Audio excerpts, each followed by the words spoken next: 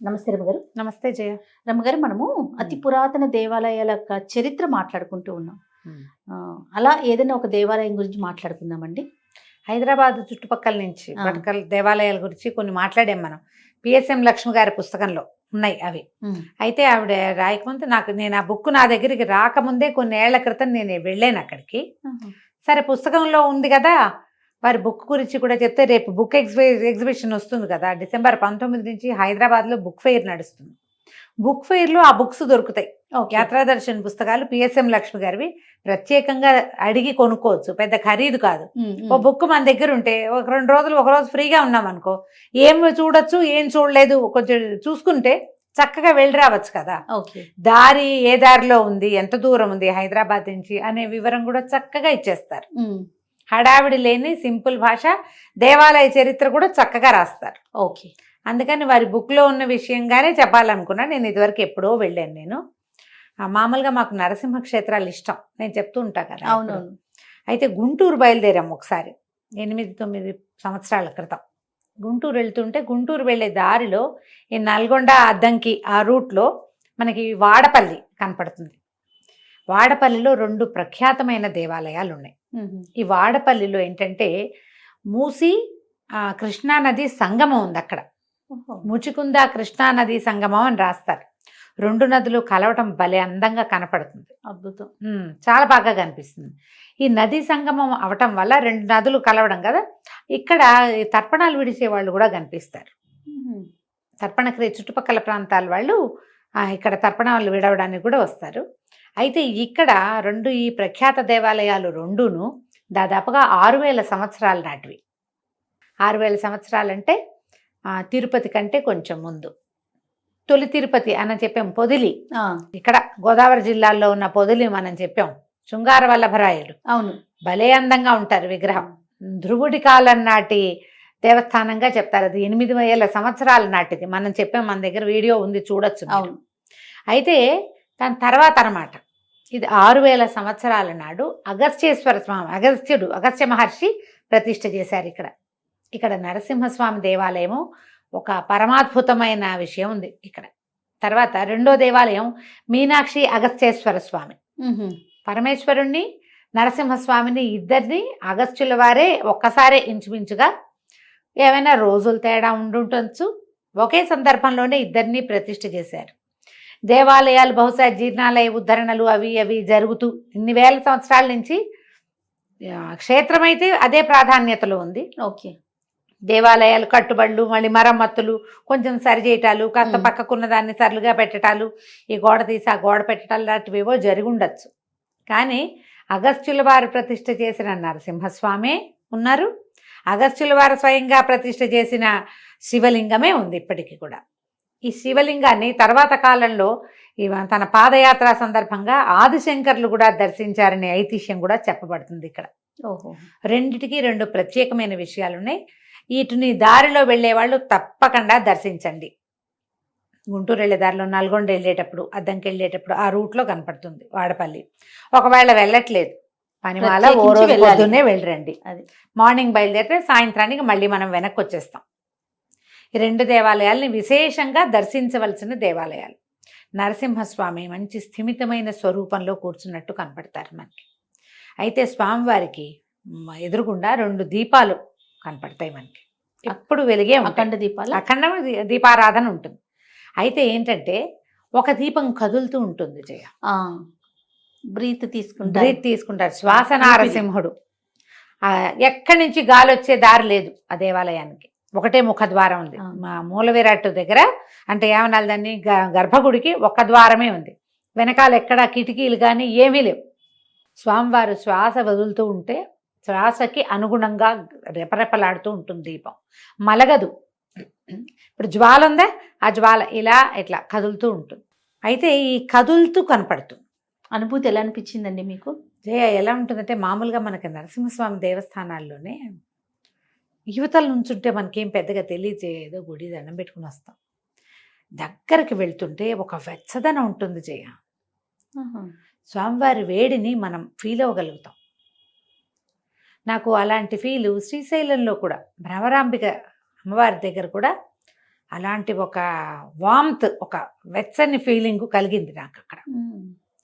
ఈ నరసింహస్వామి దేవస్థానాలన్నిట్లలోనూ వెచ్చగానే అనిపిస్తుంది ఎందుకో.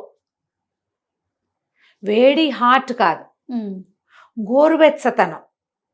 ఈ వెచ్చదనము ఒక ఏమంటారంటే ఒక సెక్యూర్డ్గా అనిపించే ఒక భావం.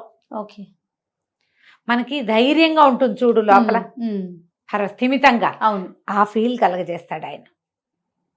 మనం రక్షణలో ఉన్నట్టుగా, సేఫ్గా ఉన్నట్టు, స్థిమితంగా ఉన్నట్టు. మీరు మన ఫీలింగ్స్లోనే ఉంటే మాకు ఇలవేల్పవటం, అత్యంత ప్రీతిపాత్రమైన స్వరూపం, దైవ స్వరూపం అవటం అది కూడా అయి ఉండొచ్చు. దూరం నుంచి చూస్తే నాకు అట్లా అనిపించదు. సన్నిధిలోకి వెళ్ళేసరికి నేను అట్లా ఫీల్ అవుతా. ఎవరైనా మనము ఒక 2-3 ఏళ్ల పిల్లని ఒళ్ళో కూర్చోబెట్టుకుని దాన్ని ఇట్లా దగ్గరికి తీసుకుంటే ఆ పిల్లకి ఎలాంటి సంతోషం కలుగుతుంది, ఒక భావం కలుగుతుంది. అది సేఫ్ ప్లేస్లో ఉన్నాను, అమ్మో నాన్నో ఎత్తుకున్నారనుకో ఎక్కడైనా ఎగిడి దిగిడి రోడ్లో ఎత్తుకుంటే పిల్లలు సేఫ్గా ఫీల్ అవుతారు. అలాంటి ఒక భావం వస్తుంది దేవాలయంలో మనకి. స్వామివారు ప్రత్యక్ష రూపంలో అక్కడ ఉన్నట్టుగా చెప్తారు. ఈయనే మన అగస్త్య మహర్షి స్వామిని అక్కడ ప్రతిష్ఠ చేశారట. ఇది ఒక విశేషం. ఓకే. రెండో దేవాలయమైన మీనాక్షి అగస్త్యేశ్వర స్వామిని కూడా ఆయన తను పూజించుకుంటున్నటువంటి శివలింగాన్ని ఇక్కడ ప్రతిష్ఠ చేశారు. చాలా రోజులు ఈ నదీ సంగమ స్థానంలో తపస్సు చేసుకున్నారు. అగస్త్యుల వారు తపస్సు చేసిన ప్రాంతం ఇది. నీకు ఒక మహర్షి, అగస్త్యుడు అంటే ఆయన ఏమైనా సామాన్యుడా? ఆయన ఇక్కడ చాలా కాలం ఆ ప్రాంతంలో తపస్సు చేశారంటే క్షేత్ర మహాత్మ్యం ఎలాగూ ఉంది. అద్భుతమైన క్షేత్రం, మహర్షులు నడయాడిన ప్రదేశం అంటే దాని గొప్పతనం ఇంత అని చెప్పలేం మనం.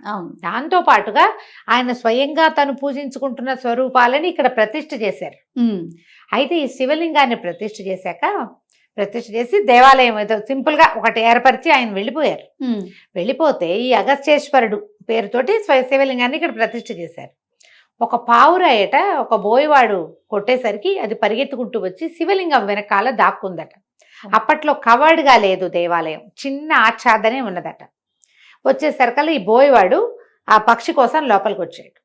వచ్చేసరికల్లా స్వామివారు అతనికి కనపడి నీకు ఏం కావాలని అడిగితే పావురాయి కావాలి, పావురాయి నాకు ఆహారం అదంటే అది భయపడి నా శరణి వచ్చింది కాబట్టి నా తల మీద నుంచి తీసుకో, మాంసం నీకు సరిపడా మాంసం అని చెప్పి ఆ శివలింగం మీద నుంచి తీసుకోమన్నారట.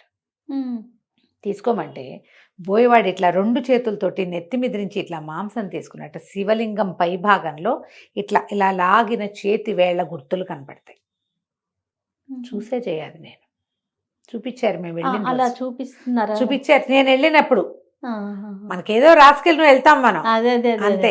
మా మరిది ఉన్నారు నాతో పాటు, అతను వేద పండితుడు కదా, అందుచేత చూపించారేమో మరి.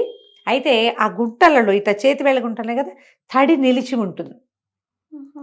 ఆయనకి ఇట్లా ఎప్పుడైతే ఇలా లాగబడిందో ఈ మాంసఖండం ఊడొచ్చింది ఇట్లా నెత్తి మీద నుంచి. భగ్గుమనదు, ఒక చిన్న గీత పడితేనే భగ్గుమంటుంది. ఆయనకి ఆ చల్లదనాన్ని కలిగించడానికి గంగమ్మ అక్కడికి వచ్చిందని ఐతిహ్యం. నీరు ఉంటుంది. ఇప్పుడు అక్కడ పక్కనే పరివాహక ప్రాంతం కదా, అది దాదాపుగా ఒక 120 మీటర్ల ఎత్తులో ఉంది గుడి, నది కింద ఉంది. నీళ్ళు వచ్చేందుకు ఏ మార్గము అక్కడ లేదు. ఆ గుంటల్లో నీరు తీస్తారు, తుడుస్తారు, మళ్ళీ వచ్చేస్తుంది. ఆ నీరు కొంచెం రక్తమాంసపు వాసన వస్తుంది అంటారు. కానీ ఆ నీళ్ళు తీసి చల్లుతారు. మరి నిలవ ఉండటము అలా జరగదు కదా, పూర్వం అలా అనేవాళ్ళట, ఇప్పుడు అట్లా అనిపించదు.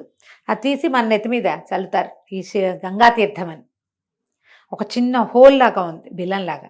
అయితే ఆదిశంకర్లు ఇక్కడికి వచ్చినప్పుడట ఒక బంగారు ముక్కకి తాడు కట్టి వదిలిపెట్టారట ఆ బిల్లంలోకి. ఎంత లోతు ఉందో చూద్దామని ఎక్కడికో వెళ్ళిందట. ఎంత దారం విడిచిపెట్టినా వెళ్తూనే ఉందట బరువు కిందకి.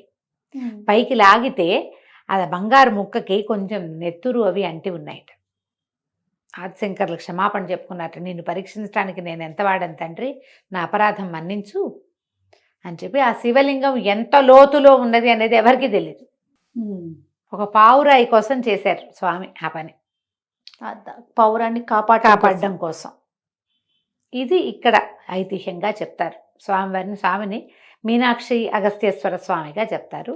చక్కటి లింగం మీద ఈ గుర్తులు నెత్తి మీద శిరోభాగంలో గుండ్రంగా ఉంటుందిగా, పై భాగంలో ఇట్లా కనపడతాయి 2 చేతులు ఇట్లా ఇలా తీసినట్టు, అంటే వేళ్ల తాలూకు గుర్తులు ఉంటాయన్నమాట. తప్పకుండా దర్శించుకోవాల్సిన దేవాలయాలు. హైదరాబాదు చుట్టుపక్కల ఉన్న అన్నిట్లలోనూ ఇదొక ప్రఖ్యాతమైనది, ప్రత్యేకమైనది, ప్రత్యక్ష నిదర్శనం కనపడేటువంటి దేవాలయాల్లో వాడపల్లి స్వామివారి ఇద్దరిని, లక్ష్మీ నరసింహస్వామిని శ్వాస నరసింహుడుగా చెప్పబడతాడు. ఈ మీనాక్షి అగస్త్యేశ్వర స్వామి దేవస్థానం ఏంటంటే మరి పక్కన ఏం లేవు, కొంచెం ఎగువకి దిగువకి ఉన్నాయన్నమాట. ఒకసారి వెళ్తే మనం ఇద్దరిని దర్శనం చేసుకుని రావచ్చు.